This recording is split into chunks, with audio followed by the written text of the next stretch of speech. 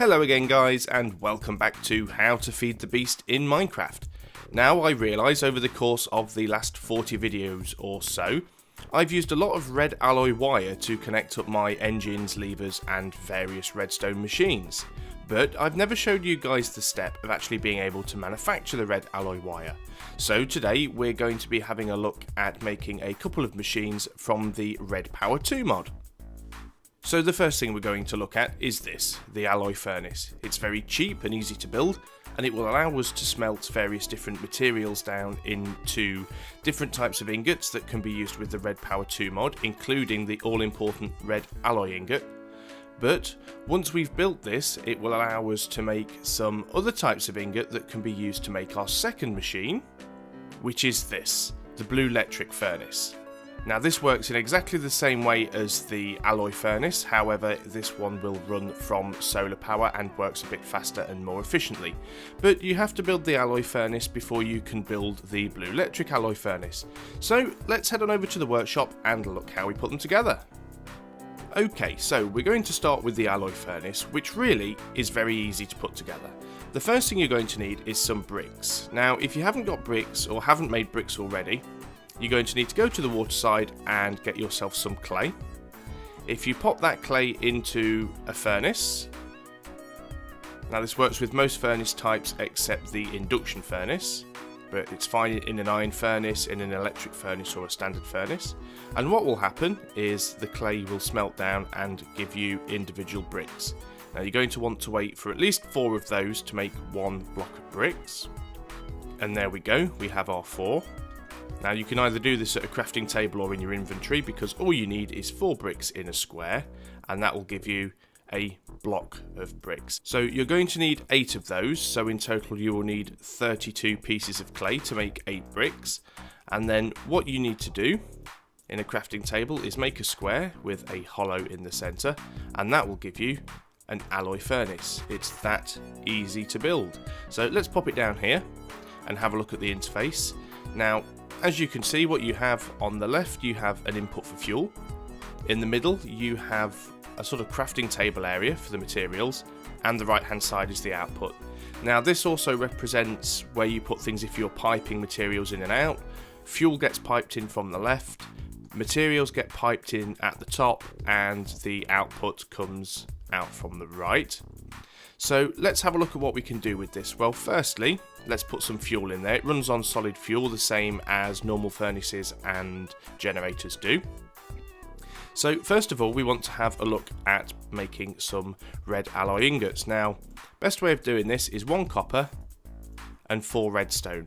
Now you can use iron ingots instead of copper ingots, but as copper's more common in the world, you're probably better off using that. And also, there are a lot less useful recipes that use copper bars than there are that use iron bars. So there you go, we have a red alloy ingot. Now, the crafting in here is shapeless, so it doesn't really matter where you put the items, as long as the correct quantities go somewhere in that 3x3 grid, it will still work.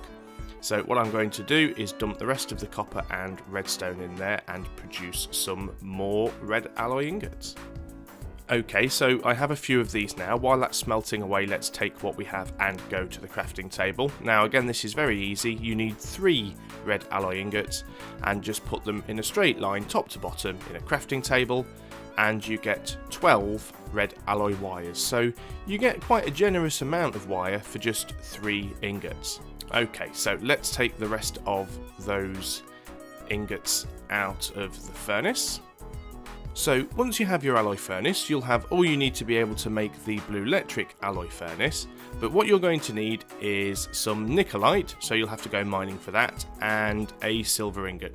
You only need 4 nickelite, so let's just pop 4 in there, and 1 silver ingot, and that will smelt away. Now this is the reason why you have to build the alloy furnace first before you can build the Blulectric alloy furnace, because what you're going to need is a blue alloy ingot, and the only way to get one of those is from the alloy furnace.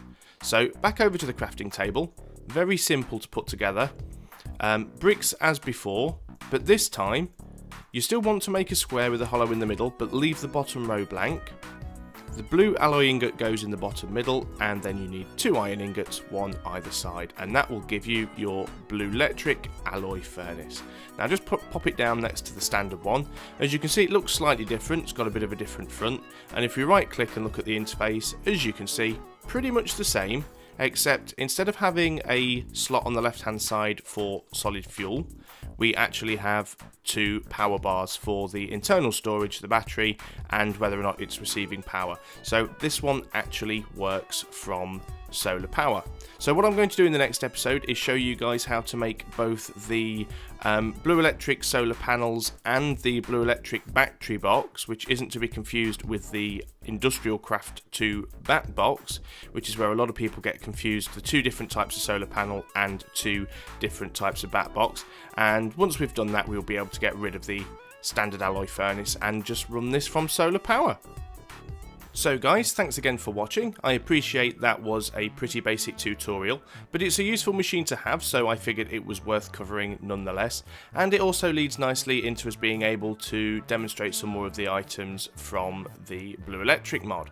So, I hope you found this video useful and entertaining. If you have, please like, share and subscribe, because you guys are really helping the channel to grow.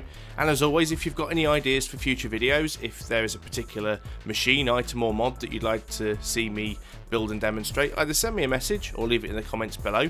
I do keep a list and I am trying to work down them in a relatively logical order. So until next time, I've been UnstableVoltage, this has been How to Feed the Beast in Minecraft, and I'll see you on the next video. So goodbye for now.